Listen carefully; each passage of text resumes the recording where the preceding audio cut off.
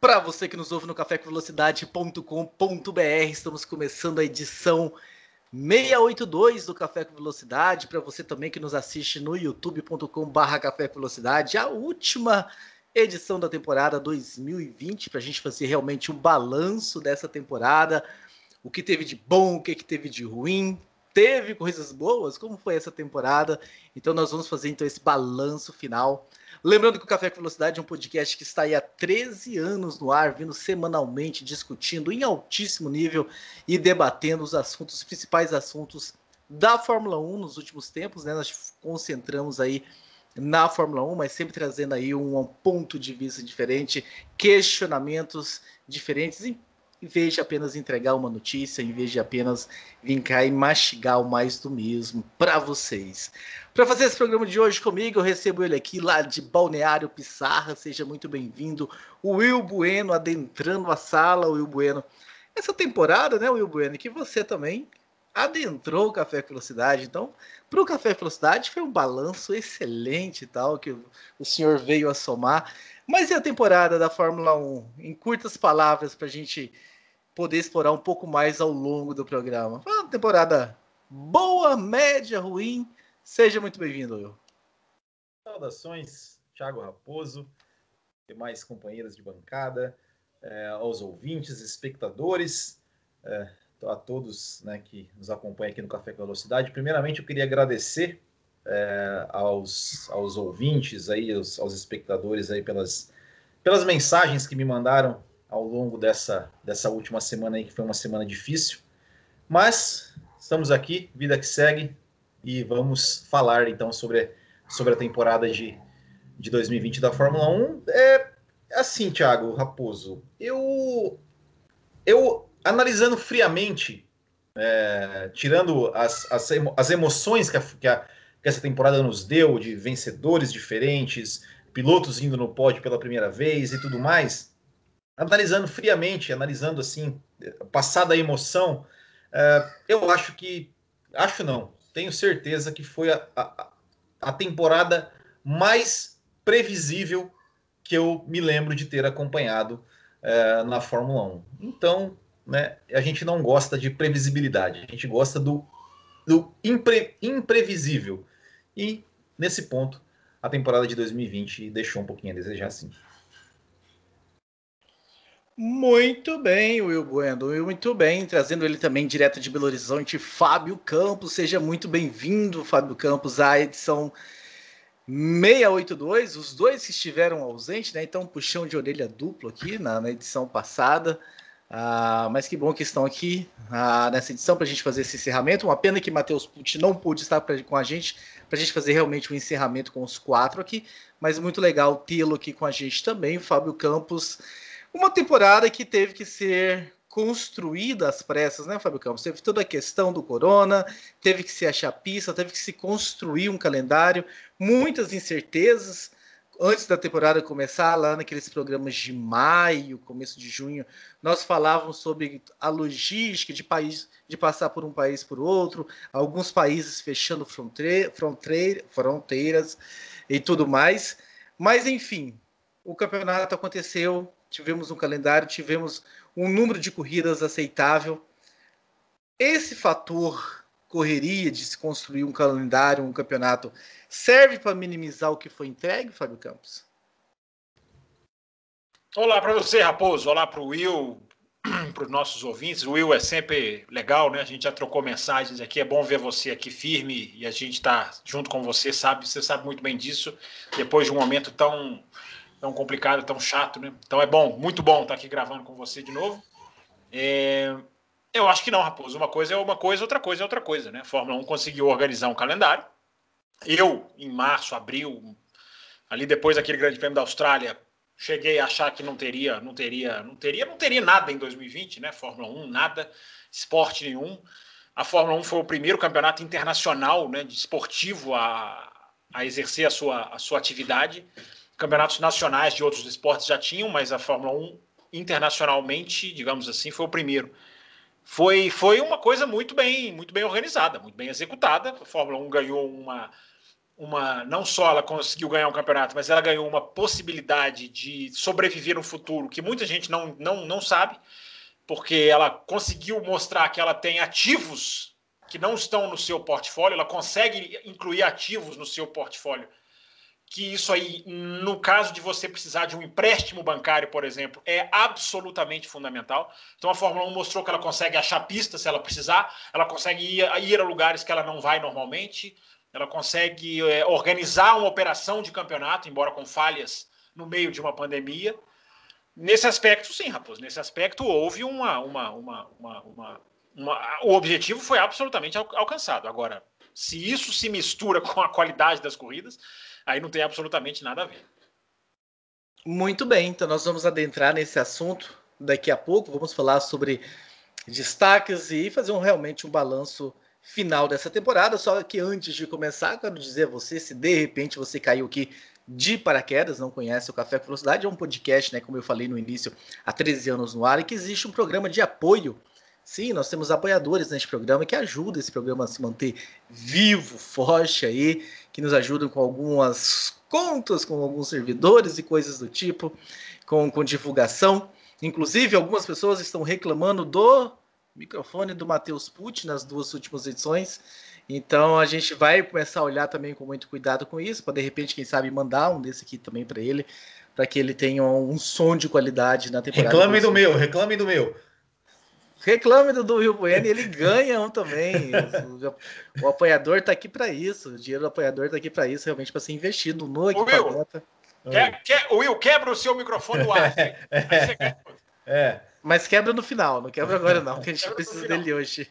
Precisa dele hoje. Então, se você quer se tornar um apoiador também, ajudar o programa a ficar cada vez melhor, apoia.se/Café com Velocidade. Você que está assistindo aí no YouTube, nós fazemos, né, o lançamento, né, como se estivesse acontecendo ao vivo. O chat fica disponível e junto com ele o super chat, né? Então você tem também a oportunidade de colaborar com o programa Café com Velocidade. Faça isso, coloca lá a sua caixinha de Natal para o Café com Velocidade. Mas vamos começar. Eu quero começar com uma pergunta, que é o seguinte. Começar com você, Fábio Campos. Fazer diferente, um programa de encerramento. O programa da semana passada, a edição da semana passada, em que estava presente eu e o Matheus Pucci, em que nós falamos do Grande Prêmio de Abu Dhabi. O título do programa foi Um Fim Melancólico de uma Temporada Fraca. E nós tivemos diversos comentários de pessoas, como assim temporada fraca? Que campeonato que vocês assistiram? Então, as pessoas questionando, e a gente, obviamente, aqui nós respeitamos todas as opiniões, inclusive as opiniões que discordam da gente são muito bem-vindas. A gente gosta realmente que você vá lá e interaja com a gente. Não querendo desrespeitar, mas enfim, debater este tema, já que nós levantamos o ponto, alguns ouvintes levantaram outro ponto, mas nem você nem o Will estavam presentes no programa passado. Eu não sei se aquele título representa vocês. Por isso eu pergunto, que temporada que foi essa? Uma temporada boa, em que eu e o Matheus Pucci, que estávamos aqui semana passada, discordamos, ou realmente foi uma temporada fraca no nosso ponto de vista aqui como programa, e as pessoas, de repente, que debateram, possuem talvez um ponto de vista que talvez elas vão vir comentar nesse programa aqui e esclarecer por que é que elas acharam que foi bom.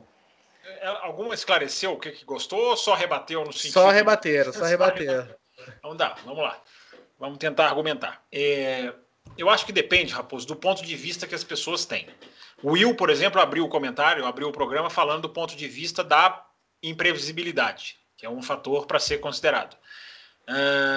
Eu acho que depende muito do padrão de qualidade com que as pessoas assistem Fórmula 1. E muita gente assiste Fórmula 1 não necessariamente para ver boas corridas. Assiste para ver intrigas, para ver o piloto favorito, para ver, enfim, quem vai ganhar, pura e simplesmente.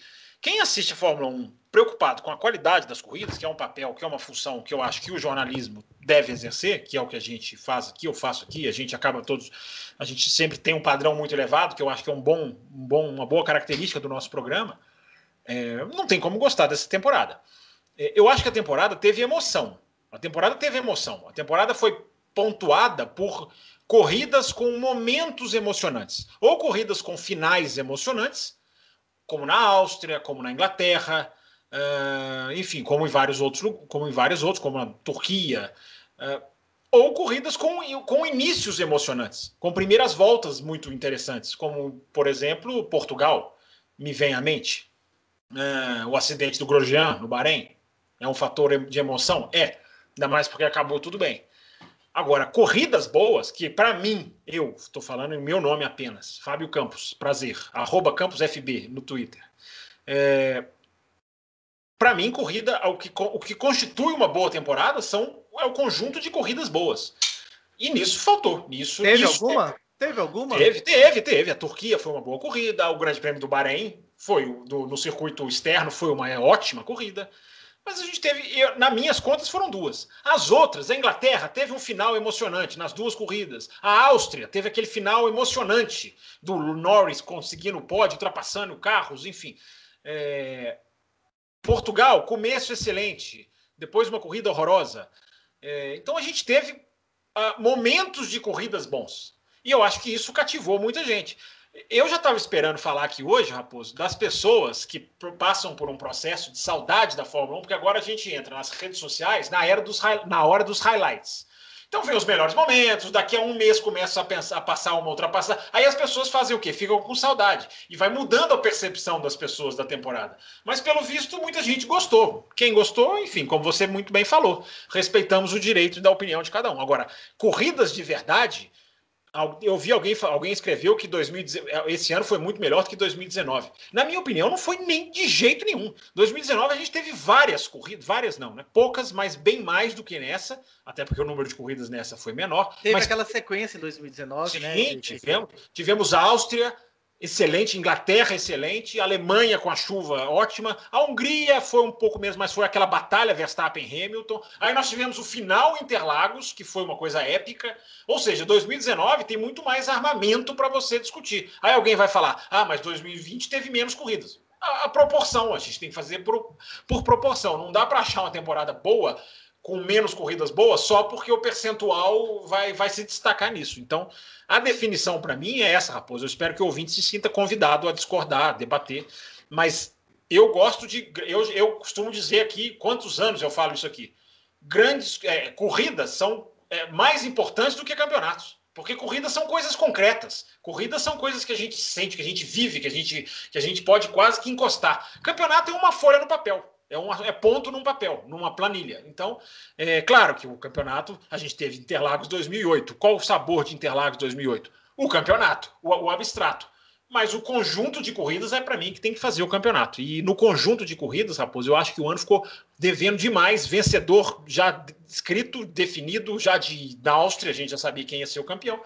Mas paradoxalmente, nós tivemos os 2 pódios mais imprevisíveis, talvez da década. Então tem esse paradoxo, mas que não salva o campeonato em termos de qualidade de corridas, que é o meu parâmetro. Cada um tem o seu.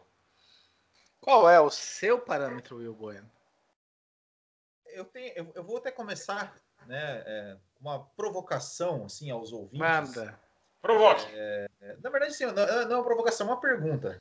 Eu falei, qual corrida que foi assim uma corrida excelente em condições normais, sem precisar de um safety car, sem precisar de uma bandeira vermelha, sem precisar de alguma coisa assim, digamos até de uma intervenção da direção de prova ou de qualquer coisa assim que absolutamente, enfim, fora de contexto não, mas porque se a gente pegar 2019, a gente teve corrida da Áustria, foi uma corrida normal, entre aspas, assim, né? Tipo, foi uma corrida, entre aspas, não, uma corrida normal, né? Não teve nenhum... Não teve sexta-feira, Will. Mas assim, eu tô falando em termos de corrida, a corrida Sim. em si, da largada até a chegada. É porque a sexta-feira influencia diretamente. Não, claro, mas assim, a largada até a chegada, né? O GP da Inglaterra, ali, que foi o melhor e tal, tudo mais. Esse ano, a gente teve, como você falou, questão da emoção. Tivemos momentos emocionantes, tivemos a vitória do Gasly, tivemos, né, a vitória do Pérez, tivemos pódios, né, do pódio do Ricardo. Momentos emocionantes a gente teve praticamente em todas as corridas. Pódio pódio da McLaren, enfim, a gente teve momentos emocionantes, mas como foi bem falado, foram momentos que sim, foram muito legais, realmente valeram a pena a gente presenciar esses momentos, só que em termos de qualidade de corrida, realmente, a gente teve muitas ultrapassagens com DRS, que foi o DRS que definiu e não. Que muita gente não liga para isso. Talvez essa turma que reclamou, talvez seja isso. Que muita gente, realmente, muita gente não liga. A gente teve algumas ordens de equipe. A gente teve, enfim, coisas que para mim, não me acrescentam. Sim, tiram brilho. Tiram brilho, entendeu? Então, assim, eu acho que a gente se acostumou a ter. Beleza, se a corrida tiver 70 voltas, tiver 62 voltas no marasmo e 8 voltas que tiver um outro momento de emoção, nossa, a corrida foi boa. Eu acho que a gente está se acostumando a isso e está se contentando com pouco, vamos dizer assim.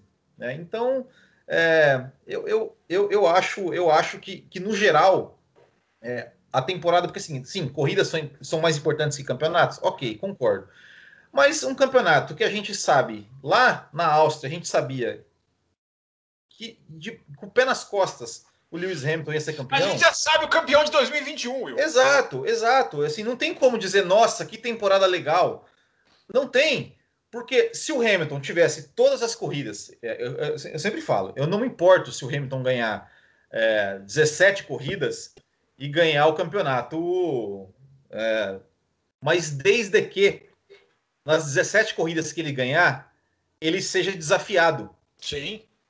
Ele tenha, ou seja, tem uma dificuldade, ou seja, tem uma disputa pela vitória. E eu falo aqui, se tivesse 20 Mercedes, eu acho que o Hamilton teria os mesmos números de títulos, porque ele é o melhor piloto, ponto.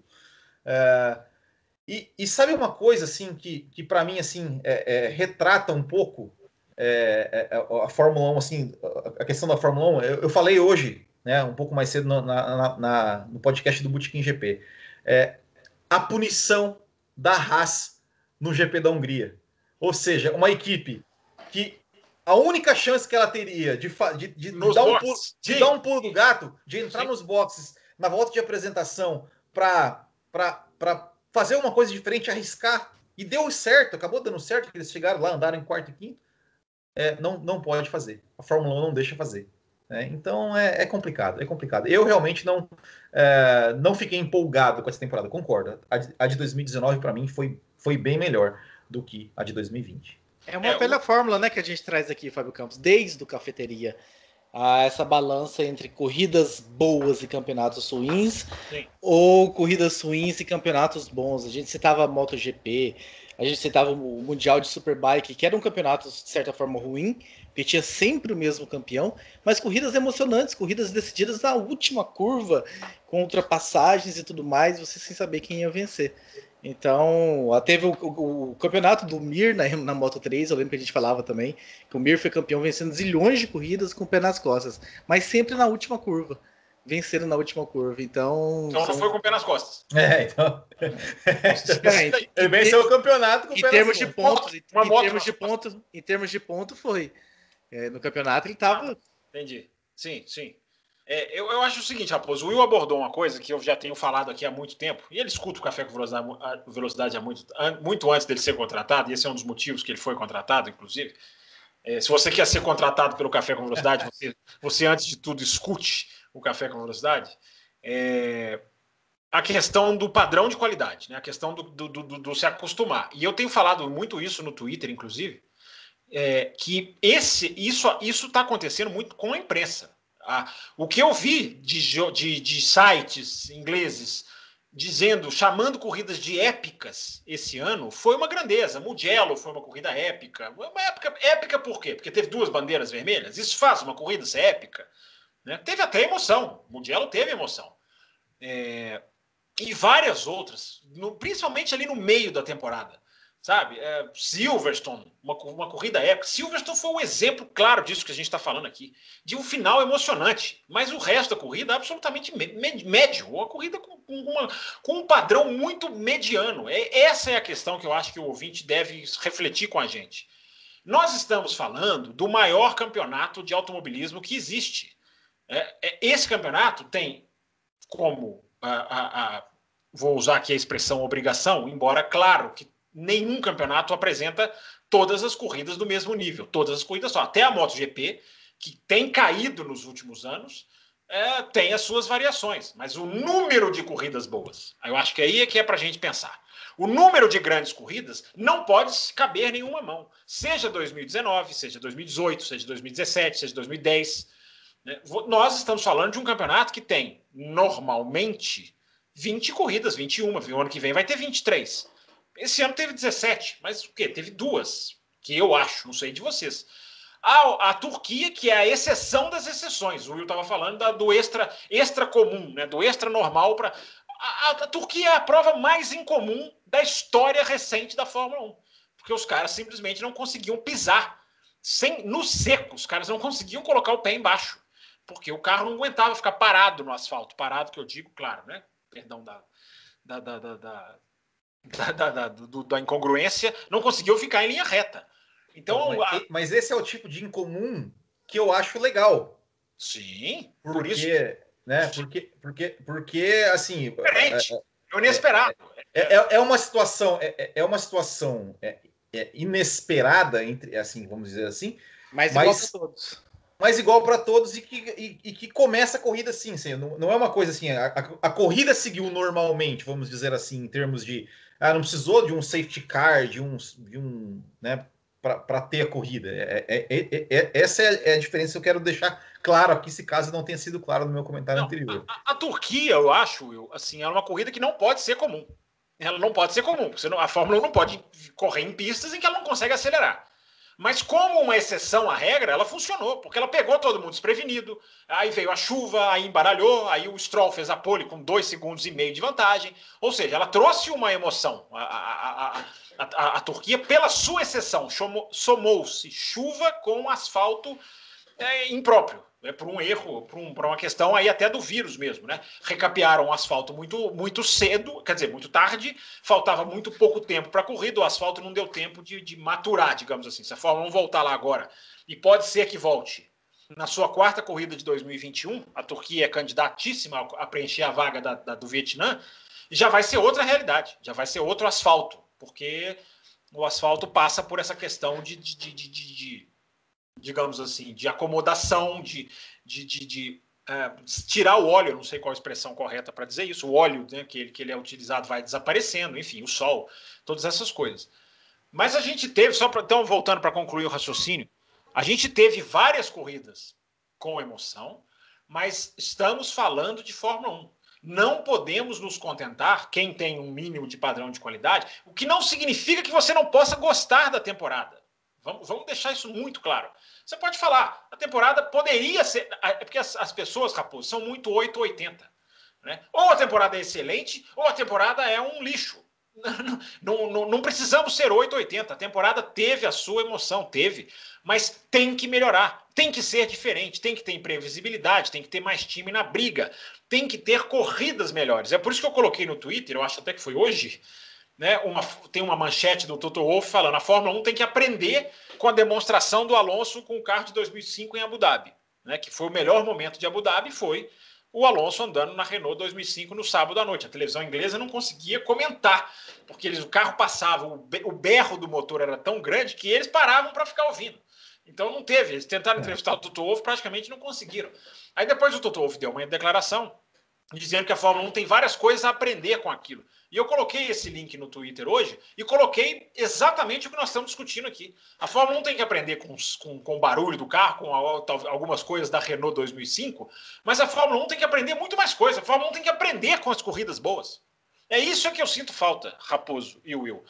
As corridas boas têm que servir como laboratório para a Fórmula 1. Por que essa corrida foi boa? Qual foi o fator de imprevisibilidade que interferiu? Qual foi o fator de tempo? Qual foi o fator de não ter treino? Por que foi o safety car, a intervenção do safety car? Então, vamos eliminar o safety car virtual? Não é possível que não perceberam isso ainda. Então, a Fórmula 1, se ela sentar e estudar, a Fórmula 1 fez isso com o Grande Prêmio do Canadá em 2010, para quem acha que eu estou aqui falando uma coisa maluca. A Fórmula 1 pegou o Grande Prêmio do Canadá em 2010 e decidiu o que seria o seu ano de 2011, em termos de pneus. Porque os pneus de 2010 eram super duradouros. Eram pneus Bridgestone ainda.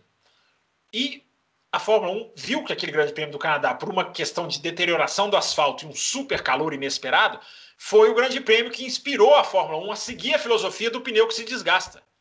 Que hoje é um dos fatores que matam a Fórmula 1. Que eu também coloquei no meu Twitter um texto da BBC, que é um primor para quem... Ele nem é sobre isso, mas se você lê-lo com essa cabeça, é um primor dos pilotos falando sobre o pneu de 2021 e deixando transparecer como o pneu de 2020 é uma desgraça, para não falar um palavrão, completo, porque o pneu não consegue segurar o carro seguindo o outro. Aí eu coloquei, tem que mudar isso para 2022. Se você vai fazer em 2022 um carro que ultrapassa, você tem que fazer um pneu que ultrapassa também. Porque o pneu hoje é uma... Vou repetir a expressão. É uma droga. Não vou repetir a expressão. Pronto, mudei na última hora. É uma droga o pneu. Ele destrói, ele acaba, ele arrebenta com a capacidade do carro de seguir um ao outro. E isso vai influenciar no DRS. Precisa do DRS. Então, Raposo, para voltar para você, enfim, para a gente continuar a discussão, eu acho que os ouvintes deveriam ter isso em mente. Não precisa odiar a temporada porque a gente falou que a temporada foi ruim. A gente está pensando no nível das corridas, que é o de interesse de todos, que é o Grande Prêmio do Bahrein, do circuito externo, o Grande Prêmio do Sakir. É aquele Grande Prêmio em que você desliga a televisão, meu Deus, num estado de graça. O que eu acabei de ver? Eu uso esse medidor. E nesse medidor é muito raro. É cada vez mais raro sair de uma corrida com essa sensação. Muito bem. Quero saber de você, Will Bueno, continuando nesse assunto, nessa discussão da temporada, qual foi a influência de tudo que aconteceu com a Ferrari, com a maracutaia, de uma punição? Qual foi a influência de que na temporada a punição que a Ferrari recebeu? Você fala na verdade, sim, tirou, né, claro, vamos deixar claro, a punição, né, a punição, né, que a gente não sabe exatamente o que foi, como foi, a maracutaia a gente não sabe. Não, a gente sabe que houve uma maracutaia, né? A gente só não sabe qual foi, mas exato, que foi. Exato. Na verdade, a gente sabe qual foi, né? Que era uma questão elétrica, enfim, da bateria, a gente sabe qual foi. Absolutamente justa, né? Mas tirou, né, digamos, um dos poucos desafiantes, né, da Mercedes, o que acabou ajudando, né, na maior previsibilidade, né, dessa temporada. E a Red Bull, que seria a outra desafiante, né, também. Vamos começar, 2020, vamos brigar pelo título, né? Já o Helmut Marko já falou que 2021 vamos brigar pelo título também, né? Enfim, e aí acabou deixando a Mercedes ainda com uma vantagem, passeando ainda mais do que passeou em 2019. E isso foi um fator, sim, que ajudou. Eu falei no começo, né? Talvez foi a temporada mais previsível, né, em termos de resultados de campeonato e tudo mais. E, de certa forma, a Ferrari fora do páreo, que era, querendo ou não, uma que incomodava, né, e tinha, né, em 2019, tinha 2 pilotos incomodando, e mais o Max Verstappen incomodando com a Red Bull, querendo ou não, dava uma imprevisibilidade, um fator a mais para a qualidade das corridas. Que esse ano nós não tivemos. Nós tivemos as duas Mercedes contra o Verstappen e olhe lá. Né? Então, eu acho que sim, a punição, o que quer que a FIA tenha definido para a Ferrari, que fez, né, com que a Ferrari perdesse desempenho no seu carro, foi absolutamente justo. Mas, né, isso, de certa forma, também ajudou ali a influenciar, né, na baixa qualidade, vamos dizer assim, na baixa previsibilidade, na baixa, alta previsibilidade. Isso, a baixa imprevisibilidade da temporada, né? E, enfim, né? Mas com relação à qualidade das corridas, né? Complementando o que o Fábio Campos falou, eu me lembro de em quantas corridas eu estava assistindo e torcendo para ter um safety car para que acontecesse alguma coisa, né? E eu acho que isso a gente não pode achar que isso é normal. Ou seja, não, vamos torcer para a corrida ter safety car, para o safety car para dar alguma Tá coisa virando na corrida. NASCAR, tá virando NASCAR. Exato. Eu acho que a gente não pode se acostumar com isso, e eu acho que isso não pode ser o normal.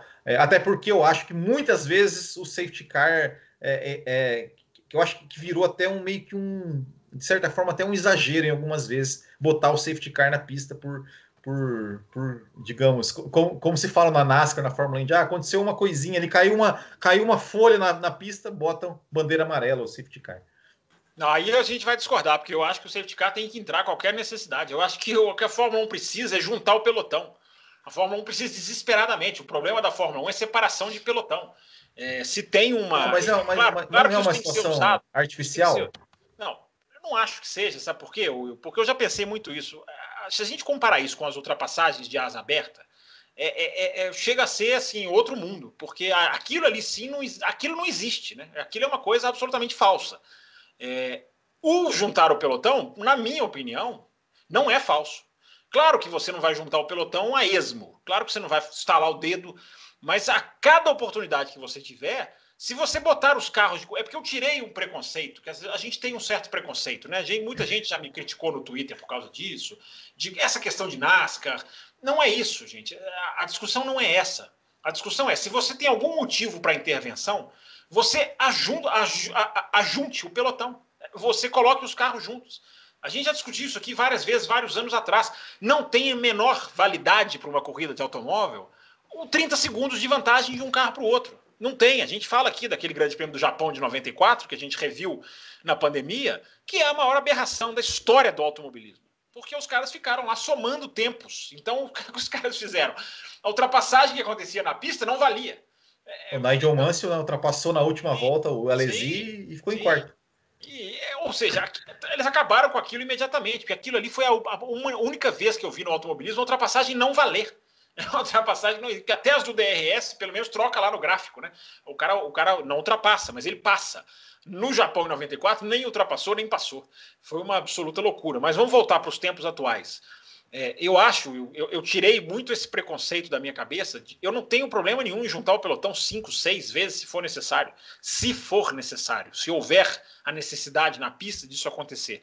Porque a gente já viu que a Fórmula 1 não só juntar o pelotão é um segredo. A gente viu, por exemplo, em Imola, né, que foi uma corrida horrorosa, que o Kvyat passou 3-4 numa relargada. Por que ele fez isso? Porque o pelotão estava junto. Isso ele conseguiu fazer. Não só tem isso, como tem a questão estratégica, que hoje mata muito a Fórmula 1, que é o padrão de estratégias. Padrão dos pneus, todo mundo faz a mesma estratégia. Quando você põe o safety car na pista, você abre esse leque de estratégia. Você não só põe a chance de ultrapassagem maior, como você abre o leque estratégico para você fazer coisas acontecerem. Mas não abre então, porque o cara a gente já falou sobre isso. O cara não consegue ganhar a posição no safety car.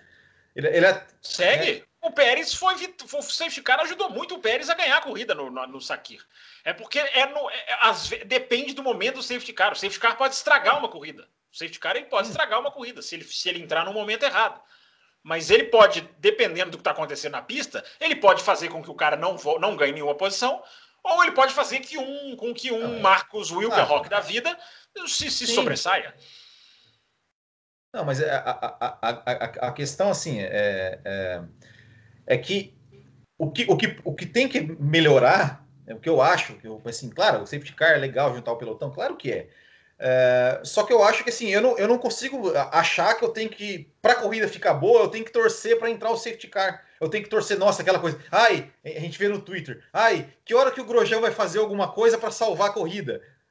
eu não consigo achar isso normal. Eu acho remediar a situação, né? Não é eu acho, é remediar. Exato. Eu acho assim, a questão da estratégia. Mas aí você tem que jogar o carro fora, que é o que a gente vai esperar no final. Exato, mas assim, quando você jogar esse carro fora, aí você pode ter essa. Eu acho que a gente pode ter essa esperança de não precisar do safety car. É o que eu falo assim, ó, por exemplo, a questão da estratégia, ou seja, hoje não tem como você fazer uma estratégia diferente. Não tem como alguém dar um pulo do gato. Não tem como. Eu sou um defensor do reabastecimento. Por quê? O cara larga mais leve, né? Sei lá, dá o safety car, o cara encheu o tanque antes, o cara ganha a corrida, tá na frente, tá lá uma. Ele só passa no box. Não, mas não é. Não é não. Era muito melhor. Era muito melhor. 2007? Melhor do que agora? Não. Mas você está pegando uma, mas assim, eu acho muito melhor quando tinha abastecimento. Mas enfim, não é esse o caso. Eu acho que não. Mas agora é muito melhor. Oi, Raposo. Tá mudo, Raposo. Você tá falando aí, mas você tá no mudo. Janeiro teremos um programa com ou sem abastecimento. Pautas então, de janeiro. Então assim, a questão da estratégia, a questão de a gente ter que ficar torcendo para um safety car. Eu não acho isso que isso ajuda, né, a corrida. E eu, como falei, eu acho que sim, que vira uma coisa a gente ficar ali torcendo para alguém bater para que entrar um safety car, para a gente ter uma corrida boa. O que não pode, assim, eu acho assim, que a solução não é juntar o pelotão. A solução é tentar uma maneira do pelotão não se separar. Esse que é o X. Mas você não faz isso a curto prazo, porque o carro não permite, o pneu não permite, a suspensão não aguenta, o motor superaquece. A curto prazo, o safety car ele resolve. Não, concordo.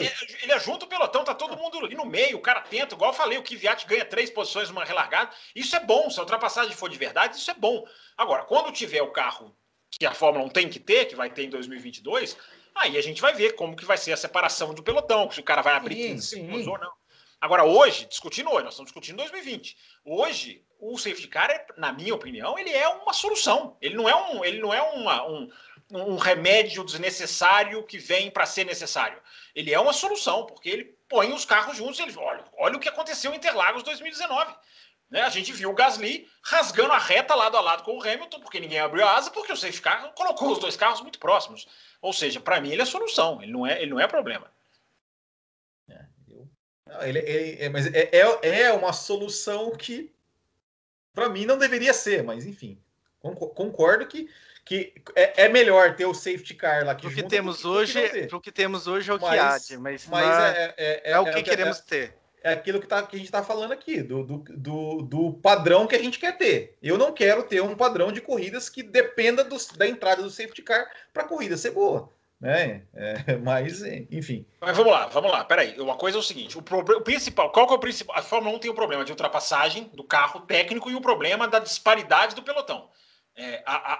O problema da disparidade do pelotão, a gente não sabe como vai ser em 2022. Sim. A gente tem um carro estudado tecnicamente para ultrapassar, um carro com efeito solo, um carro que vai ser toda a parte aerodinâmica vai ser por baixo do carro, não vai ter essa questão toda de o carro seguir o outro e perder total aderência. Vai ser muito reduzido isso. Agora, a questão do juntar... A Fórmula 1 tem o problema do pelotão separado. Para esse problema, o safety car vai continuar sendo eternamente uma ajuda. Ele é uma ajuda. A gente está colocando ele aqui como solução ou não. Hoje ele vira uma solução porque está tudo desproporcional. O carro é ruim e a disparidade entre as equipes é gigantesca. Agora, como peça de revitalizar uma corrida... eu acho que ele sempre existiu e ele vai continuar existindo como uma coisa útil. Você não precisa tirar. O problema é quando você tem uma intervenção na pista que você põe o safety car virtual, porque você desperdiça a chance de juntar o pelotão. Concordo. E as corridas, e aí eu acho que é aí que a gente discorda, porque as corridas que ele entrou, as corridas foram boas de verdade. As corridas foram... A gente viu habilidade, a gente viu técnica, a gente viu ultrapassagem mesmo. A gente viu, vou falar de novo, o Gasly e o Hamilton rasgando a reta de Interlagos. É uma imagem épica. Então, assim, ela cobra um preço. o safety car cobra, mas eu tirei da minha cabeça que isso é um empecilho. Eu tirei da minha cabeça, porque você pode ter uma corrida boa numa parte do pelotão e na outra os caras abrindo 30 segundos um do outro. O safety car, ele coloca todo mundo junto, ele democratiza a corrida, vamos falar assim. E com carros bons, ele vai continuar sendo útil, porque ele vai poder fazer com que mais ultrapassagens aconteçam. Então, é por isso que eu defendo o fim do safety car virtual e a manutenção do safety car desde muito tempo atrás. Não, eu também defendo. O meu único ponto é o seguinte: eu não quero ter que torcer para entrar um safety car para a gente ter corrida boa. Esse é meu ponto. Sim, é o que acontece. Isso concordamos. Se não tem safety car, a corrida não é boa. Sim. É o que acontece. Ou seja, eu não quero assim, nossa, é o que a gente vê esse ano. A culpa não é do safety car, tá? Você está entendendo? A culpa é da corrida pré-safety car. Eu não sou contra o safety car.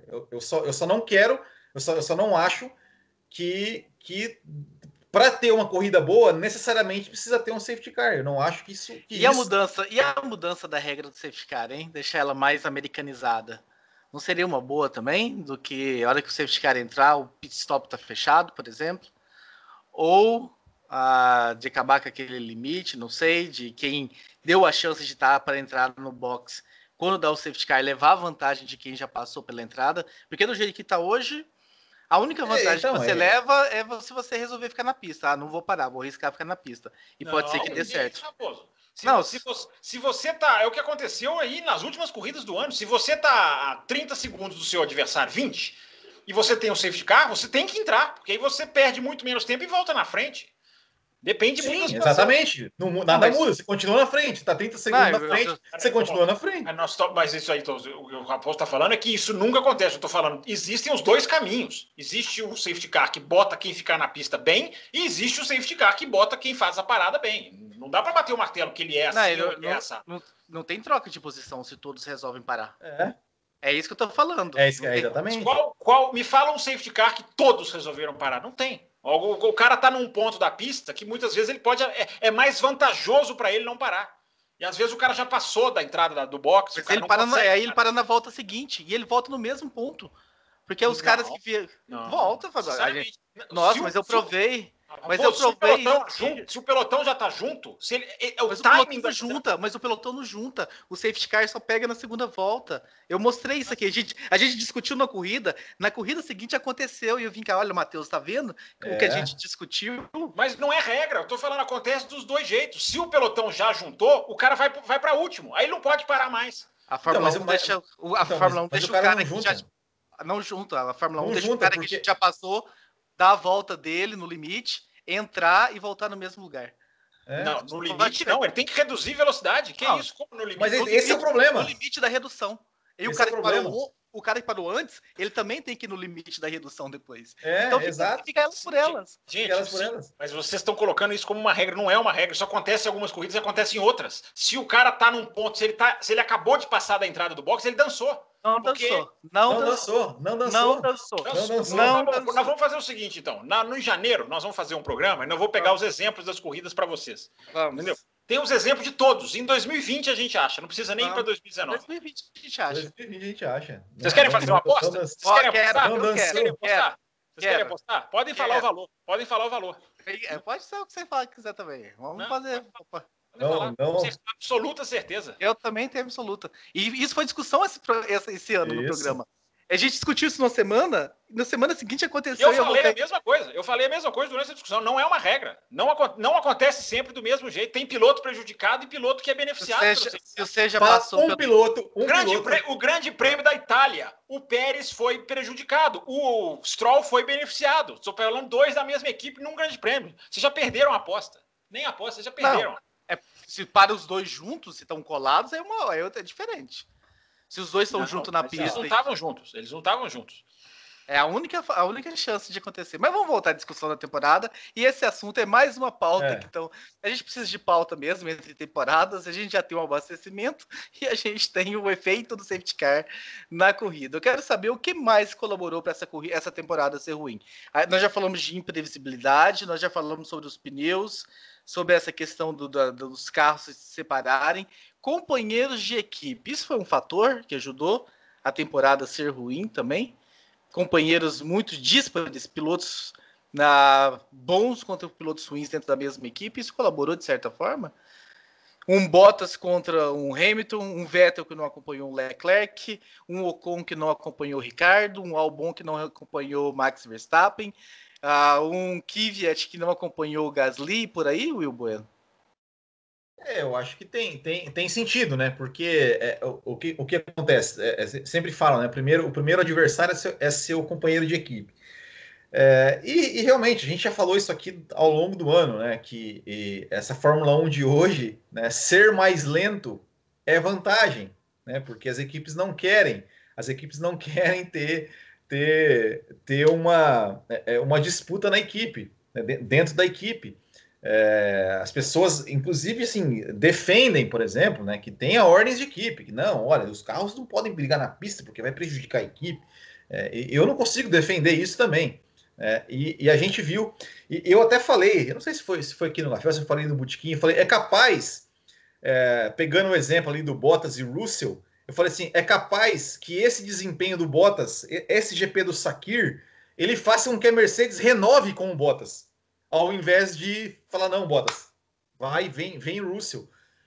Porque essa é a mentalidade, ou seja, eles não querem disputas entre companheiros de equipe, e querendo ou não, isso também afeta na qualidade, né? Porque, ou seja, o Bottas não tem chance contra o Hamilton, o Albon não tem chance contra o Verstappen, né? E é complicado, é complicado. O Stroll não tem chance contra o Pérez. Então é difícil, é difícil.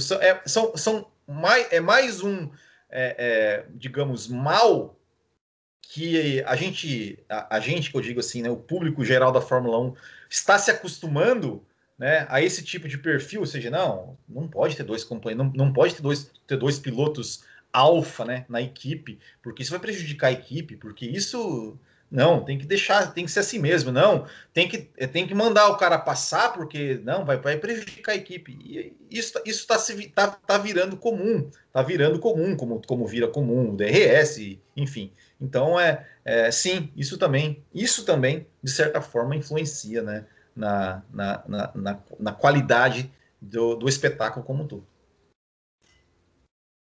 Quero te ouvir, Fábio Campos, falar sobre o assunto, os companheiros de equipe, se isso ajudou a colaborar para a temporada ser ruim. Esse é um problema da Fórmula 1 dessa era, né? Não é um problema de 2020, né? Esse é um problema da mentalidade da Fórmula 1, né? de dirigentes que não apostam nisso.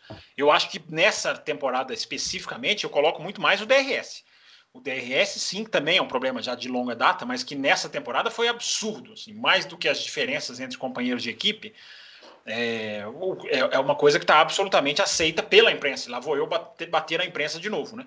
Porque a função da imprensa é conscientizar as pessoas, colocar esse tipo de discussão. As pessoas podem discordar, porque até a discordância faz com que as pessoas pensem. Eu costumo sempre dizer isso, né? Convivendo com as pessoas que não são muito sujeitas à crítica, que não acham que a crítica é uma coisa muito válida, que acham que crítica depende de bom humor, né? Gente que está com a mentalidade ainda um pouco atrasada. E eu sempre digo, a crítica é um fator de proposição de pensamento, porque quando você discorda, você está pensando. Então, quando você vê uma crítica e você discorda, ao invés de você odiar quem você está discordando, você, se tiver capacidade de argumentar, você está exercendo a sua capacidade crítica. Que até ser contra a crítica é ter capacidade crítica, embora todo mundo já saiba disso, eu não preciso soletrar. Então, essa questão do DRS, eu coloco muito na conta da imprensa, porque é raríssimo você ver hoje jornalistas que questionam isso. É raríssimo você ver hoje narradores, até gente envolvida com as transmissões, que questionem isso. Né? Está ficando uma coisa absolutamente enraizada. E vamos completar 11 anos agora, no ano que vem. Né? Então, esse para mim foi um problema de 2020 muito acentuado. Está ficando mais acentuado, porque à medida que vai ficando mais comum, vai ficando, na minha opinião, mais grave. Onde você acha que ele foi mais? Onde você acha que qual pista que foi mais descarada? Spa-Francorchamps e Portugal. As duas pistas foram verdadeiras, uma verdadeira avalanche de DRS nas duas. Spa na reta Kemmel, que é uma reta tão famosa, tão admirada, tão disputada. E Portugal foi um escárnio. Portugal foi um absurdo, porque Portugal foi uma na sequência. Portugal, até os narradores coçaram a cabeça, né, os da televisão inglesa, eu me lembro que vocês contaram aqui, os da televisão brasileira também, mas até os narradores da TV inglesa falaram, olha, a gente tem que fazer alguma coisa com isso. Né? Só que o problema é que depois deixam morrer. Né? Depois o assunto não segue, não continua. Esse é o diferencial do Café com Velocidade. A gente não se curva a esse tipo de baixa qualidade. E é por isso que os nossos ouvintes, eu acho, nos reconhecem, mesmo discordando da gente. É sempre bom fazer esse asterisco. Discordar não é problema nenhum, só alimenta a discussão. Mas ter rechaço à crítica, aí realmente é para quem não quer discutir automobilismo, quer a coisa mais engraçada, mais descontraída, enfim. Cada um tem direito a buscar o que acha melhor. E o que salvou dessa temporada, hein, Will? O que poderia, por exemplo, o que a gente pode olhar para essa temporada e pensar, pô, isso aqui foi legal, hein? Isso aqui poderia, de repente, levar para outras temporadas. Você fala em termos de qualquer coisa. De qualquer coisa? Salvou alguma coisa? Não, salvou algumas coisas, né? Salvou, por exemplo, a temporada, né? Perdão. A temporada do Sérgio Pérez, por exemplo, foi uma temporada. Hoje, né? Eu assisti os highlights das 17 corridas do site oficial da Fórmula 1.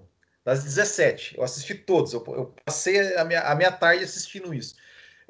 E eu estava elencando melhores e piores, e de melhores disputas, acho que 90% das disputas que eu elenquei e selecionei como melhores, o Sérgio Pérez estava envolvido, sendo ultrapassado ou ultrapassando. E conquistou sua primeira vitória, e felizmente a Red Bull, né, nos contrariou, né, e trouxe o Sérgio Pérez, né? Ou seja, colocou dois pilotos bons. Não nos contrariou, não. Como nos contrariou? Não, nos contrariou no que eu digo assim, no sentido do que eu acabei de falar, né? De que ser mais lento é vantagem. Né? Felizmente, ela contrariou essa frase que a gente fala aqui, né? No café já há algum tempo. Não, né? É porque ela tirou um piloto muito lento, né? Então até a lentidão tem limite. Exato.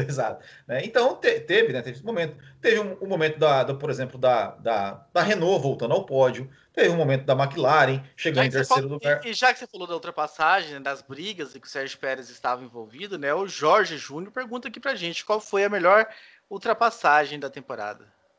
Melhor ultrapassagem da temporada? Você vai fazer o dar spoiler do meu podcast do Botequim GP da semana. Não falar. Eu falo o meu Twitter aqui e sou olhado com o olho de lado. Eu divulgo o meu Twitter e sou repreendido. Agora o cara não vai falar para não dar spoiler do podcast dele. Eu quero saber qual vai ser a reação daqui da chefia do podcast. Não, assim, eu acho que. Quer ver? Ó, deixa eu até anotar. Eu achei, né, eu não sei se foi melhor ultrapassagem e tal, mas assim, eu achei muito legal, muito bonito a imagem. Gasly e Pérez lado a lado na Rio Rouge em Spa, por exemplo. Eu achei que foi belíssima. Né? Eu acho, por exemplo, a disputa do Pérez com o Leclerc em Nürburgring, né? Que o Pérez passa, depois o Leclerc dá o troco, depois o Pérez vai lá e passa de novo. Eu achei foram boas disputas. Por exemplo, disputa do Sainz com o Raikkonen em Portugal. Eu achei que foi uma boa disputa. Mas assim, nenhuma que se comparou, por exemplo, com a batalha das Toro Rosso na Hungria 2019, por exemplo. Né? Então, sei, eu ainda não elenquei, né, não ranqueei, né, eu apenas coloquei, porque como né, o programa vai ser na semana que vem, e assim, tá, eu tô brincando, essa questão de spoiler, tá, eu acho que esse negócio de spoiler é uma grande bobagem. Eu também acho. Se você não quer ter spoiler, você sai da internet, né? Eu acho a coisa mais absurda do mundo é você querer que uma pessoa não comente sobre algo que ela assistiu ou que ela viu, porque você ainda não assistiu. Eu acho isso uma grande frescura, né? Então, fica aí. Isso nunca aconteceu nesse programa. Isso nunca aconteceu. Fábio Campos, é a sua ultrapassagem. Você está tentando instigar alguém, você está errado. Isso nunca aconteceu. Fábio Campos, é a sua ultrapassagem. Não. Foi uma brincadeira. Sua ultrapassagem, Fábio Campos. Eu estou tentando achar aqui, Raposo. Eu não me lembro quem fez a ultrapassagem. A ultrapassagem foi na Áustria, se eu não estou enganado, do Leclerc, cara. Eu acho que ele não lembra, eu não lembro quem que ele ultrapassa vindo lá de trás. Que ele já na curva 2, na curva 3, né? Da Áustria, que é a curva que a gente discute o número. Mas enfim, ali o hairpin onde bateram. Onde teve o acidente do Rossi, né? Quase o acidente do Rossi esse ano, na MotoGP, enfim, a curva 3 na Áustria. Todo mundo sabe onde onde Rosberg e Hamilton bateram em 2016. O Leclerc faz uma ultrapassagem ali, e eu não me lembro sobre quem. Eu juro que eu vou pesquisar aqui, ver se eu consigo saber antes do programa terminar. Eu não sei nem quantos blocos a gente vai ter. Mas é uma ultrapassagem na Áustria, do Leclerc, porque a asa já fechou. E ele vem de trás e ele começa o movimento de ultrapassagem depois que a asa já fechou. Então, assim, o DRS ele não teve interferência no sentido de fazer a ultrapassagem para ele. Só que eu não estou lembrando quem é o ultrapassado. A gente teve umas ultrapassagens por fora, em Mugello, que foram bonitas, mas enfim. Não teve uma do Ricardo em Silverstone? Não lembro se foi na primeira ou na segunda, no finalzinho, na última volta, que o Ricardo passa. Eu não sei se agora se foi o Ricardo ou se foi o Norris que passa 2 ou 3 na última volta em Silverstone, se não me engano. Não, o Norris na Áustria, né? Passa naquela confusão que os dois carros. O Norris. Você deve estar falando do Norris na Áustria, né? Pode ser também. Tem uma briga também do Leclerc com o Norris na Hungria. Também que eles fazem algumas curvas ali, lado a lado, roda com roda. Não tanto quanto da Toro Rosso 2019, mas também foi.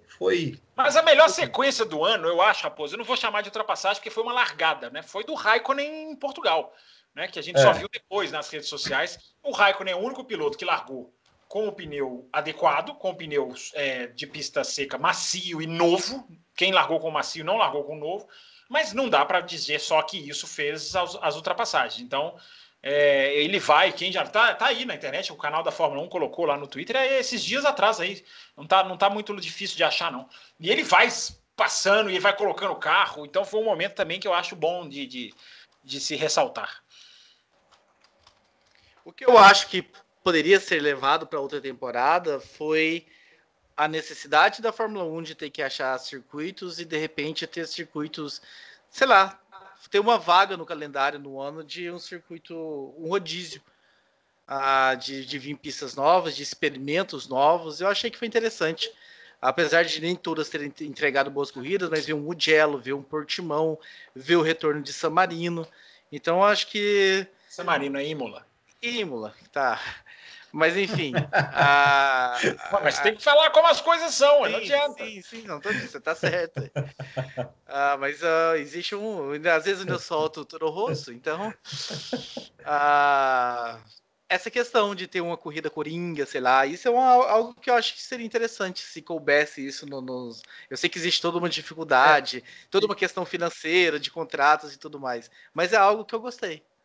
E eu acho que isso, Thiago Raposa, essa questão, né, dos circuitos diferentes, eu acho que também ajudou nessa percepção. Nossa, que temporada! Porque teve corridas em Mugello, teve corridas. Isso é verdade. Eu acho que esses fatores eles também ajudaram, né? Beleza, a corrida, por exemplo, corrida em Imola não foi uma grande corrida, mas nossa, que legal, corrida em Imola. Muito tempo que a gente queria ver. Então, isso acabou, de certa forma, também ajudando talvez na percepção, né, da qualidade da temporada, por conta desses fatores emocionais, né, de novidade. Mas aí, né? É isso aí, você tem razão, mas aí que entra a análise crítica. Exato.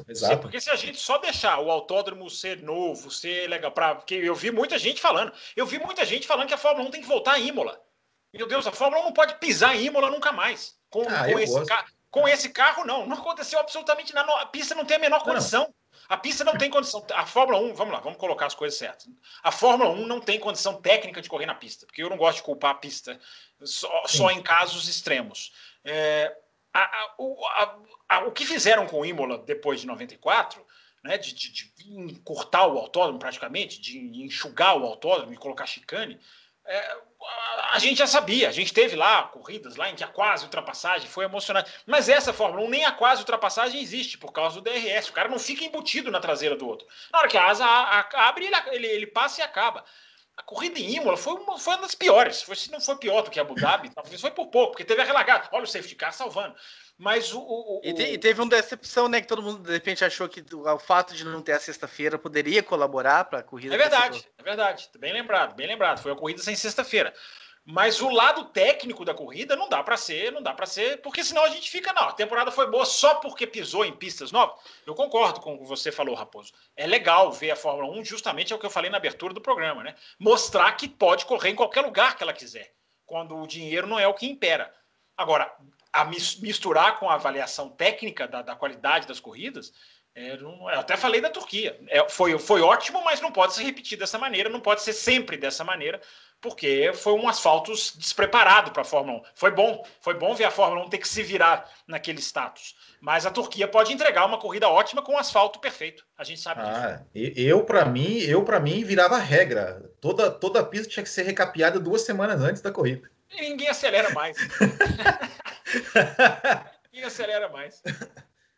E te dando uma resposta, Fábio Campos, nós teremos um programa de um bloco apenas, mas estenderemos por ser o último programa do ano 10 minutos. Nós iremos em 1 hora e 10 minutos, mas um bloco apenas para a gente fechar. E se o senhor puder trazer as promessas que o senhor falou, que o senhor ainda vai trazer nesse programa. Eu estou procurando aqui, tentando achar a ultrapassagem aqui. Aliás, teve uma ultrapassagem que tem que ser lembrada, que é essa do Russell, pelo simbolismo, né, do Russell no Bottas no anel externo do Bahrein. Não foi só ele, teve mais gente que fez ultrapassagem naquele ponto, a Fórmula 2 fez, mas enfim, uma ultrapassagem bonita também para se registrar. Muito bem, muito bem. Se nós não temos mais pontos positivos e negativos para pontuar, se estiverem, por favor, o microfone está aberto. Eu quero trazer 2 assuntos para a gente pontuar, né? O Will, de certa forma, já puxou o gancho, eu quero ouvir o Fábio Campos também sobre a confirmação do Pérez. Nós não podemos fechar essa temporada sem falar desse assunto. O Will já antecipou, e o Fábio Campos eu quero ouvi-lo também falar sobre esse assunto. E o outro assunto que eu quero ouvir também de vocês é essa situação que está a Haas com o Mazepin, o que aconteceu, toda uma campanha que está acontecendo, está envolvendo o nome da Haas, que é um assunto de atualidade, mas que eu acho importante que nós encerramos o ano nos posicionando também com relação a este assunto.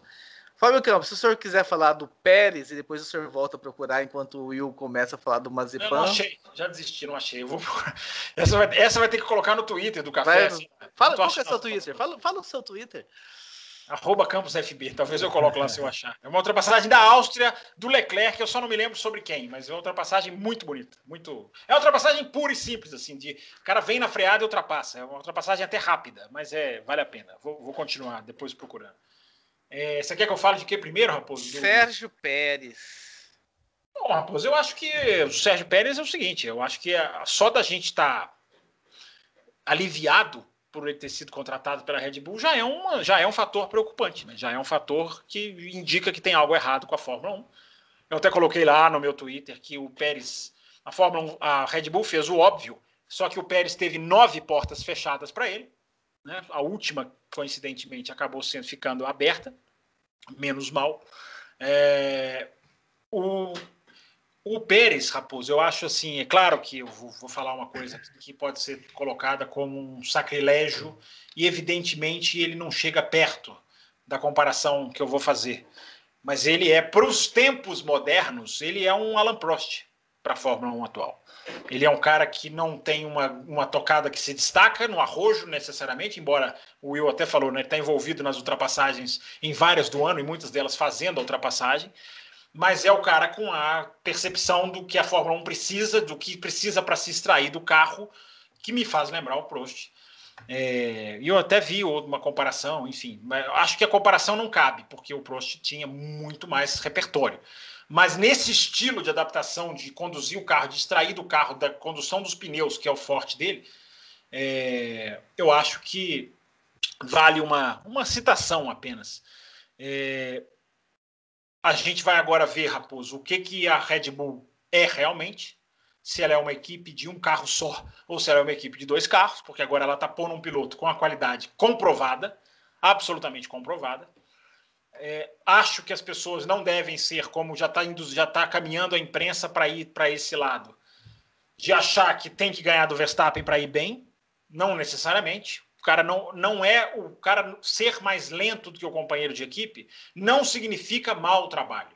As pessoas, eu acho importante que as pessoas tenham esse pensamento, porque eu citei inclusive o Carlos Sainz, que andou atrás do Verstappen na Toro Rosso quando os dois começaram e mesmo assim deixou uma impressão boa, a ponto de ter a sua consequência de carreira, a sua sequência, né, de carreira, melhor dizendo. Então, eu acho que a questão do Pérez não é tem que superar o Verstappen. Não, o Pérez tem que fazer o trabalho que ele faz. Ele tem que melhorar em classificação e ele tem que continuar extraindo do pneu. Ele vai agora pegar um carro diferente, né? Não é um carro acertadinho, é um carro mais de lutar. Mas se ele fizer o trabalho dele, independente de chegar à frente do Verstappen, ele vai conseguir ser útil para a equipe. Mas eu quero saber de você em cima disso aí. Você acredita que ele tem condições de andar junto ao Verstappen, em algumas corridas, inclusive, superar o Verstappen? Ou você acha que existe uma diferença, um gap gigantesco entre um e outro hoje? Não, o Verstappen e o Hamilton são dois super talentos, pelo que a gente já pode concluir, a gente já tem elementos claros para concluir isso. Ele não é um super talento no braço como é o Verstappen, como é o Hamilton. Mas ele pode. As pessoas cravam muito, né, cara? Vai perder pro Verstappen? Eu não cravo, não. Ele pode dar muito trabalho para o Verstappen, ele pode casar muito bem com o carro, se acontecer. Ele pode andar na frente do Verstappen várias vezes, ele pode fazer mais pontos que o Verstappen no final do ano. Eu não descarto nenhuma dessas possibilidades. Eu não aposto que isso vai acontecer. Eu não estou dizendo que eu acho que vai acontecer. Eu não descarto. Eu acho que a questão do Pérez é fazer o trabalho dele. Eu só não concordo com esse pensamento muito 880 de que perdeu para o Verstappen, foi um vexame, foi um fracasso. Ganhou do Verstappen, é a única coisa que podia fazer. Não, ele pode ir muito bem. Né? Ele pode andar muito bem, mesmo não andando. Se ele entrar na briga Mercedes e Verstappen, que é uma briga, né, de 2 contra 1 que existe hoje, se ele participar dessa briga de maneira estratégica nas corridas, ele já está fazendo uma enorme diferença. Porque hoje, ano passado, enfim, há muito tempo a Red Bull briga 2 carros contra 1. A Mercedes tem essa vantagem. Se forem 2 contra 2, é a única maneira. As pessoas estão dizendo que o Pérez veio para ganhar o campeonato de construtores. Não veio para ganhar o campeonato de construtores. O Pérez não vai dar o campeonato de construtores para a Red Bull. Porque eu fiz essa conta e coloquei lá no meu Twitter. A melhor maneira de você ter uma equipe perfeita é ter 2 Verstappen. Então, se você dobrar a pontuação do Verstappen em 2016, em 2017, em 2018, em 2019, se você falar tudo que o Verstappen pontuar vale 2, que já é um exagero, porque 2 pilotos nunca vão conseguir os mesmos números de pontos, ou seja, você já está fazendo uma conta irreal, beneficiando o duplo pontuador, mesmo com o Verstappen dobrando os seus pontos, a Red Bull nem chega perto da Mercedes. Então o Pérez não vai dar o título de construtores, não por esse caminho. O Pérez pode colocar o Verstappen na briga por vitórias, e aí o Verstappen brigando pelo título, aí por consequência o campeonato de construtores pode se abrir. Mas não dá para ser campeão de construtores sem brigar pelo título de pilotos, que eu acho que vai ser o que eles vão tentar. Agora, Raposo, para terminar, eu não cravo que vai ser essa facilidade toda para o Verstappen, que ele vai lá só para ser um mero escudeiro. Eu não cravo isso. A gente já viu quantos exemplos a gente já viu no automobilismo. Está aí um chamado Charles Leclerc, que chega como todo mundo falando que vai ser o segundo piloto, o cara vai e consegue virar no braço. O desafio é muito difícil. O Verstappen não é o Vettel, claro que não. Mas o automobilismo tem certas surpresas, Raposo. Vamos ver. Eu acho que vai ser legal, vai ser muito bom. Eu tô contigo também. Eu vejo muita qualidade no Pérez. Também não estou falando que ele vai bater o Verstappen, mas que vai dar um trabalhinho. Eu acredito, eu vejo sim uma ou outra corrida ali dando um trabalhozinho pro Verstappen, sim. Will, você quer complementar sobre o Pérez, já que você já falou, ou você quer puxar o assunto Mazepan? Não, eu acho que é isso aí. Eu acho que concordo plenamente. Assim, não é uma coisa que eu aposto, não apostaria, mas também não descarto. Eu acho que o Pérez ele vai fazer o trabalho que ele sempre faz, aproveitar as chances que aparecer. As chances que aparecer, o Verstappen vacilou, aconteceu alguma coisa, ele vai estar lá. Ele não vai ser, por exemplo, igual o Albon. Acontece alguma coisa com o Verstappen, acabou o Red Bull na corrida. Eu acho que não vai ser isso, né? Então, e acho que ele que em alguns momentos ele pode sim superar o Max Verstappen, tanto em classificação quanto em corrida. Só para completar, eu estou dizendo isso, Raposo, porque para mim o Pérez foi o segundo melhor piloto de 2020. Para mim ele é o segundo melhor piloto. Então, como é que eu vou colocar que ele vai perder para o Verstappen se ele for o segundo melhor piloto de 2020? Ele só perdeu para o Hamilton, porque o Hamilton está num nível absolutamente acima, né? Agora, uma coisa só para completar também. Seria, né, a Fórmula 1 se livrou de um vexame, porque seria um vexame para a Fórmula 1, né? Tudo que ele fez ganhando corrida seria uma coisa não vista, pelo menos na era moderna, não vou falar de 50, 60, embora nós saberíamos se houvesse um injustiçado nesse nível pelos livros de história, mas seria uma coisa absolutamente descabível. Então, é bom ver, é positivo ver algo se concretizar de algo que a gente defende aqui segunda atrás de segunda, né? Que é o dentro da pista tem que contar para alguma coisa. Ele não pode ser, a gente fala isso quando a gente fala de Fórmula 2, né? Não pode ser varrido para debaixo do tapete. O dia foi bom porque a performance contou, né? O que é feito dentro da pista, porque seria um absurdo, né? A Red Bull estaria escancarando para o planeta que os interesses dela eram outros a não ser dentro da pista. E eu digo isso, tem gente que vem me criticar. É claro que tem outros interesses. É evidente que toda vez que você contrata um piloto, você está ponderando uma série de coisas, nacionalidade, patrocínio, apelo comercial, objetivos que você tem da sua empresa. É claro que essas coisas entram. Só que o que acontece dentro da pista, em se falando do maior esporte do planeta, não pode ser varrido para debaixo do tapete. Então, nesse dia, não foi varrido para debaixo do tapete. Então, eu fico muito, muito, muito satisfeito com essa notícia, embora seja, repito, né? Só o fato da gente estar aqui falando ufa, já mostra como o cara que teve 9 portas fechadas na cara dele, mostra como a Fórmula 1 tá numa linha muito perigosa de pilotos que são não pagantes. Os pilotos são filhos de dono. E tem gente que acha que é a mesma coisa, quando não é. Não é. A Fórmula 1 está sendo invadida por um tipo de piloto que é prejudicial à Fórmula 1, independente das circunstâncias. E por falar em filhos de dono, para quem de repente não acompanhou, está fora do universo aí na última semana, né? Nikita Mazepan, um russo, filho, o pai está colocando dinheiro lá dentro da Haas, se envolveu num escândalo, se não me engano, no TikTok ou no Instagram dele, não me lembro qual rede social foi, mas em que aparece um vídeo dele colocando a mão dentro do vestido de uma mulher, e a mulher se protege, ele dá risada, enfim. Após esse episódio, a internet cai em cima dele. A Haas tenta, de certa forma, colocar panos quentes, só que alguns investidores da Haas não estão permitindo isso. As pessoas estão vendo muito perfil, né, descrição de rede social dos pilotos, e nessa segunda-feira, dia que nós gravamos isso, o Nikita Mazepan parece que muda o perfil dele, tira lá a referência a Haas e coloca piloto de automobilismo, e o Pietro Fittipaldi meio que coloca piloto da Haas e tal. Will Bueno, sua visão sobre esse assunto? Olha, é uma questão, primeiro que é lamentável, né, a gente ter que estar falando sobre esse tipo de coisa, né?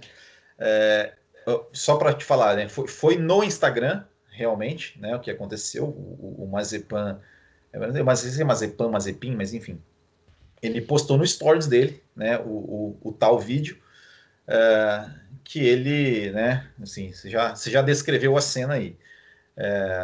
Muita gente falou, né, olha, isso não é coisa isso não é coisa, né, que piloto de Fórmula 1 poste no Instagram. Eu acho que antes disso tudo, acho que a gente tem que ver o seguinte, tem a questão se houve ou não houve lá o crime, né, porque, ou seja, a imagem mostrou lá ele colocando, né, a mão lá e a menina se defendendo, depois a menina, né, parece dando risada. A própria menina depois falou, né, que não foi, que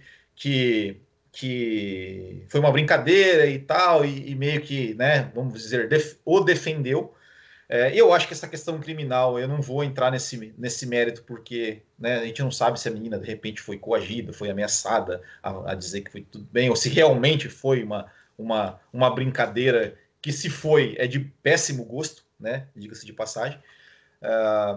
Mas o fato é que não é para a imagem, né, de uma equipe, porque assim, como o Fábio Campos acabou de falar, quando você contrata um piloto, você leva em consideração tantas coisas, né, e a imagem, a rede, né, digamos, o quão vendável é, né, enfim, para a equipe, o quão isso pode prejudicar os negócios, e isso seja só da postagem dele sobre isso, como eu falei, mesmo que não tenha sido um crime, né? Se a polícia, sei lá, falou, não, a menina falou, não foi um crime, foi por minha vontade, eu acho que é execrável ali, né? Colocar isso na rede social, com um alcance gigantesco que ele tem, né? E crianças, enfim, adolescentes ou qualquer tipo de pessoa que o segue. E eu acho que a Haas tem que sim levar isso em conta, né? Porque essa não foi uma polêmica isolada do Mazepan. Ele já teve polêmicas dentro da pista, fora da pista, e eu acho que isso tem que ser levado em conta. Claro, né, que para a Haas, né, se não me engano, 30 milhões de dólares que ele leva para a equipe também tem um peso muito grande. Mas não é só o pai dele que investe na equipe. Enfim, eu acho que é uma questão muito complicada e eu acho que ele corre sim risco, né? Algum risco. Como eu falei, os 30 milhões de dólares pesam muito, mas a discussão está aí e ele estando, a Haas o mantendo, com certeza vai ter que aguentar muita coisa ali em termos de pressão da imprensa, de torcedores, até de patrocinadores, por qualquer atitude dele, dentro da pista ou fora da pista. Fábio Campos. Raposo, eu não tenho muito mais a acrescentar do que o Will falou, não. Eu acho que agora vai ficar muita coisa em cima dele. A equipe tem que pontuar o que é arranhar a imagem ou não. Eu só confesso que eu ficaria muito feliz de ver um piloto pagante ser tirado da Fórmula 1. Eu ficaria muito feliz. Eu não entro nessa de isso sempre aconteceu na Fórmula 1, eu não prezo pelo nível baixo. Eu acho que independente se isso de piloto pagante já existe, isso não é uma coisa correta. Isso é uma coisa que tem que ter um limite, né? Porque aí vem também, todo piloto tem que levar patrocínio. É claro que tem, evidente, ninguém nega isso.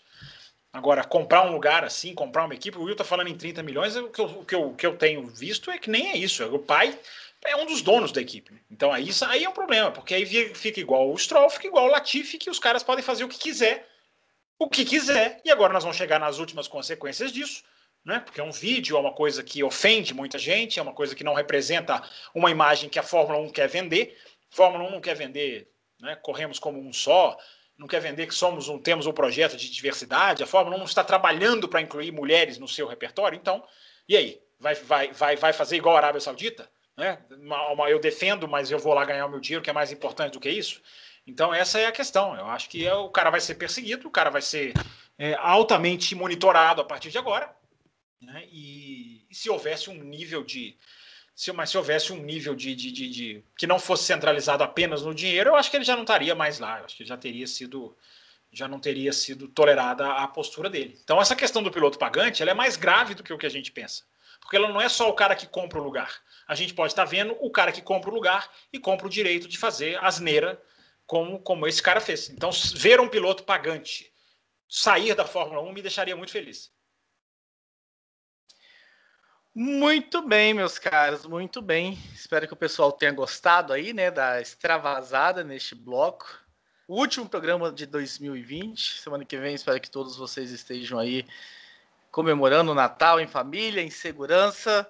Will, muita força para sua família nesse momento. Eu sei que vai ser bem desafiante para vocês reconstruir esse Natal aí, mas enfim, pelo pequeno Nicolas que está aí crescendo, vamos concentrar em fazer esse Natal de certa forma feliz. Fábio Campos, um Feliz Natal para você também, aos nossos ouvintes do Café com Velocidade.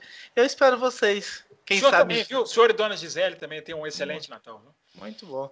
Espero vocês aí em janeiro, quem sabe, em algum momento de janeiro, para a gente iniciar os temas que ficaram prometidos neste programa e outros temas que virão pela frente. Um abraço também ao Matheus Pucci, onde é que ele esteja, porque nós estamos sem saber desse Matheus Pucci, que hoje tomou um chá de sumiço.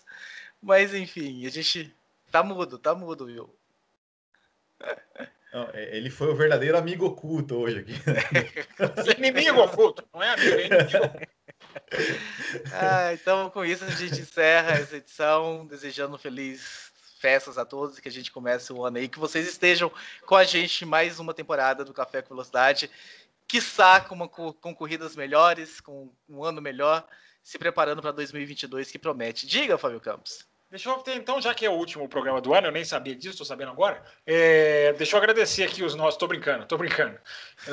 Deixa eu agradecer aqui os nossos apoiadores, né, Raposo? Esse ano a gente aumentou muito a nossa base de apoiador, de gente que acredita no nosso programa, de que incentiva e de que sugere coisas e de que quer participar. A gente teve e-mail de gente mandando pauta, né, Raposo? Nem sei se a gente conseguiu ler todos, né? Mas quem que foi aqui? Deixa eu até ver que ele tá bem aqui na facinho aqui para mim. O Maicon Oliveira, né? Mandou sugestão de pauta, da gente tentar fazer essa questão de elencar, enfim, de fazer gente pedindo ranking, gente perguntando da melhor ultrapassagem. Tem até um aqui falando sobre a McLaren, né? Que é sobre. Deixa eu ver de quem que é aqui. Agora eu abri, agora eu tenho que ler. Nós recebemos e-mail do Guilherme Miranda, nós recebemos e-mail do Adriano Eduardo. Adriano Eduardo, ele que está falando. Do Michael Oliveira.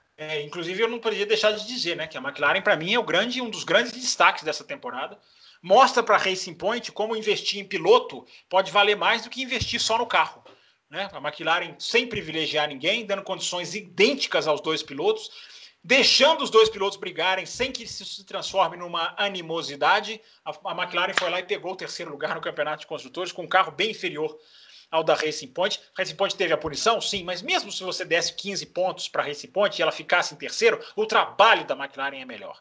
O trabalho, o desempenho, a performance é melhor do que o resultado. Então fica esse registro, muito boa pergunta, muito bom aqui um e-mail enviado sobre isso. Mas enfim, Raposo, já estendendo sem querer estender, agradecer aos apoiadores que se juntaram a gente, cada real que é investido na gente, a gente troca de infraestrutura, a gente se aparelha, a gente se equipa, a gente se divulga. Então, assim, a bola de neve só segue crescendo por causa do apoio dos nossos ouvintes. Tem gente que para de apoiar, depois volta, a gente entende tudo isso, cada um tem o seu momento, mas felizmente em 2020 a gente ampliou muito a nossa base de apoiadores. Então a gente está muito feliz, tem o Superchat no YouTube, que o Raposo já falou, que tem muita gente que está aí no chat ouvindo a estreia do programa, vai lá e sempre doa lá um pouquinho, sempre faz a sua contribuição. A gente fica muito feliz e muito obrigado para quem não só se juntou. Eu ia falar família Café com Velocidade, mas é muito clichê, horroroso e feio, né?